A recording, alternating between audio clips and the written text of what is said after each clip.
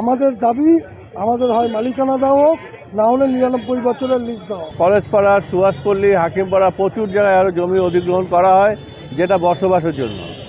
15 বছর পরে তারা কিন্তু সবাই মালিকানা পেয়ে যায়, আমরা কিন্তু মালিকানা পাইনি। এবং আমরা যতবারই চাইতে যাচ্ছি ততবারই নানা রকম টাল বাহানা করে আমাদেরকে ঘুরিয়ে দেওয়া হচ্ছে।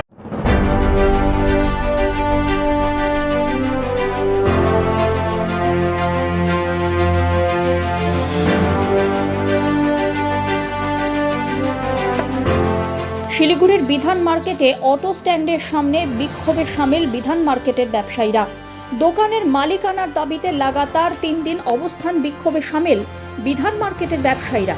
বৃহস্পতিবার শেষ দিনের বিক্ষোভে সামিল হলেন হকার্স কর্নার, গেট বাজার সহ শিলিগুড়ির অন্যান্য ব্যবসায়ী সংগঠনের সদস্যরাও।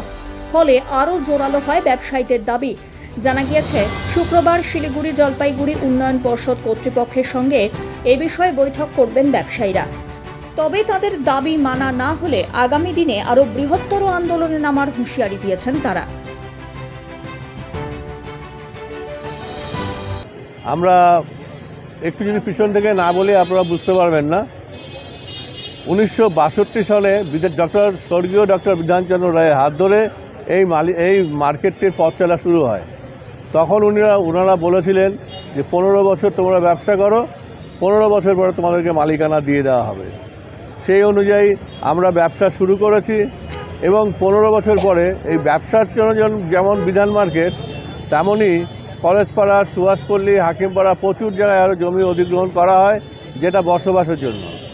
15 বছর পরে তারা কিন্তু সবাই মালিকানা পেয়ে যায়, আমরা কিন্তু মালিকানা পাইনি। এবং আমরা যতবারই চাইতে যাচ্ছি ততবারই নানা রকম টাল বাহানা করে আমাদেরকে ঘুরিয়ে দেওয়া হচ্ছে। অথচ প্রায় 62 বছরের উপরে হলো আমরা সমানে মালিকানা চেয়েই যাচ্ছি, আমাদেরকে দেওয়া হচ্ছে না। তাই এবার আমরা হয় এসপার নয় ওসপার আমরা মালিকানার দাবিতে এই আন্দোলন শুরু করেছি। দীর্ঘ টালবাহানার পর অবশেষে আমাদেরকে এসজেডিএ ডেকেছে। আমরা আগামীকাল এসজেডিএর সাথে মিটিংয়ে বসবো। আমাদের অবস্থান বিক্ষোভ চলছে, এই আন্দোলন আরও দীর্ঘ হবে।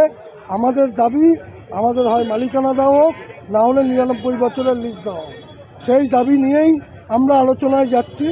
এটার বাইরে গিয়ে আমাদের কোনো আলোচনার বিষয় নেই। যদি মনে করে এসজেডিএ কর্তৃপক্ষ আমাদের দাবিকে মান্যতা দেবেন তাহলে ঠিক আছে। যদি ওনারা মনে করেন যে মালিকানা বা আমাদের লিজ দেওয়া ওনাদের ক্ষেত্রে প্রবলেম আছে, আমরা আমাদের আন্দোলন চালিয়ে যাব এবং এই আন্দোলনকে শিলিগুড়ি শহরের ব্যবসায়ীদের মধ্যে ছিটিয়ে দেওয়া হবে। আপনাদের সুবিধার্থে জানিয়ে রাখা হচ্ছে যে ইতিমধ্যেই সমগ্র উত্তরবঙ্গ থেকেই প্রচুর ব্যবসায়ী সংগঠন আমাদের কাছে তাদের সমর্থন জানিয়ে চিঠি আসছে। তারা আমাদের সাথে মিলিতভাবে তারাও আন্দোলন করতে চায় এবং এই মুহূর্তে তারা আমাদেরকে সমর্থন করছে।